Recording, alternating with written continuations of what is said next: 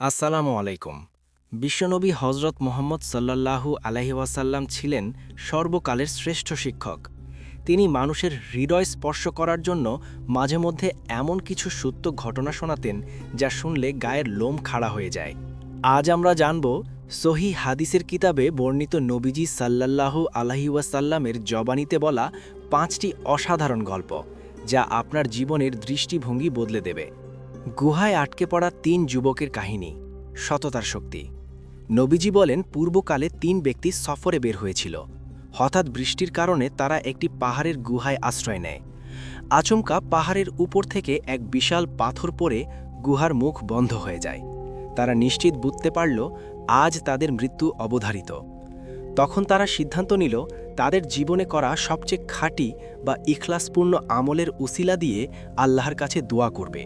প্রথমজন নিজের বৃদ্ধ বাবা মায়ের সেবার উসিলা দিল। দ্বিতীয়জন একটি গোনাহের সুযোগ পেয়েও আল্লাহর ভয়ে তা ছেড়ে দেওয়ার কথা উল্লেখ করল। তৃতীয়জন একজন শ্রমিকের পাওনা টাকা আমানত রেখে তা থেকে বিশাল সম্পদ বানিয়ে তাকে ফেরত দেওয়ার সততার কথা বলল। তাদের প্রত্যেকের দোয়ার সাথে সাথে পাথরটি অল্প অল্প করে সরতে লাগল এবং শেষে তারা বেরিয়ে আসতে সক্ষম হল। সহিহ বুখারী 2215।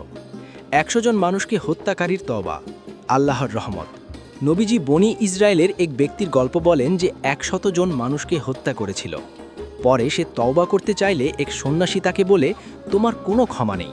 রাগে সে তাকেও হত্যা করে, ১০০ পূর্ণ করে। এরপর এক আলেমের কাছে গেলে তিনি বলেন, তোমার ও তওবার মাঝে কোনো বাধা নেই। আলেম তাকে একটি নেককারদের গ্রামে যাওয়ার পরামর্শ দেন, কিন্তু পথিমধ্যেই তার মৃত্যু হয়। রহমতের ফেরেশতা ও আজাবের ফেরেশতাদের মধ্যে তাকে নিয়ে বিতর্ক শুরু হয়। আল্লাহ তখন নির্দেশ দেন মাটি মেপে দেখতে। দেখা গেল লোকটি পাপের গ্রাম থেকে নেকের গ্রামের দিকে মাত্র ১ বিগত বেশি এগিয়েছিল। আল্লাহ তাকে ক্ষমা করে জান্নাত দান করেন। সহিহ মুসলিম 2766। কুষ্ঠরোগী, টাকমাথা ও অন্ধ ব্যক্তির পরীক্ষা, কৃতজ্ঞতা। আল্লাহ তাআলা বনি ইসরায়েলের ৩ ব্যক্তিকে পরীক্ষা করার জন্য একজন ফেরেশতা পাঠান।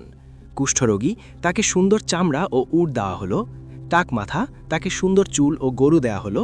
অন্ধ ব্যক্তি, তাকে দৃষ্টিশক্তি ও ছাগল দেয়া হলো। কিছুদিন পর তারা সবাই অনেক সম্পদের মালিক হলো। এরপর ফেরেশতা ছদ্মবেশে আবার তাদের কাছে সাহায্য চাইতে এলেন।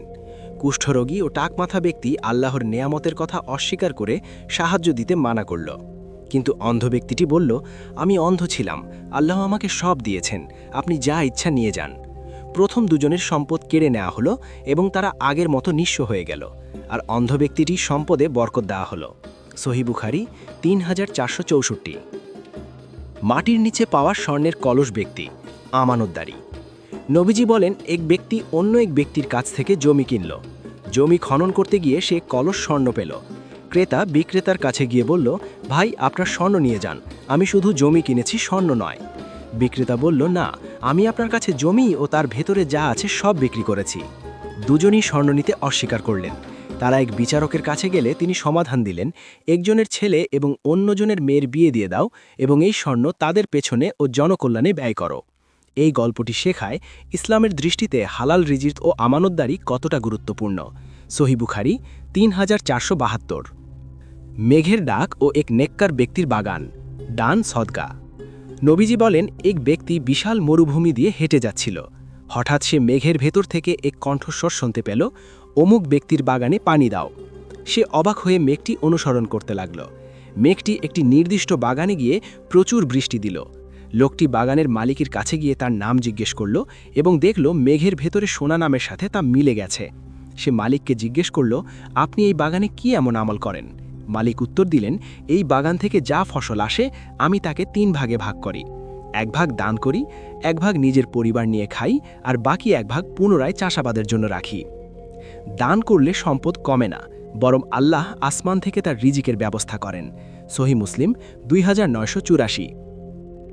এই 5টি সত্য ঘটনা আমাদের শেখায় যে বিপদে আল্লাহকে ডাকা, খাঁটি মনে তওবা করা, আল্লাহর নেয়ামতের শুকরিয়া আদায় করা, আমানত রক্ষা করা এবং দান করা মানুষের জীবনকে বদলে দিতে পারে।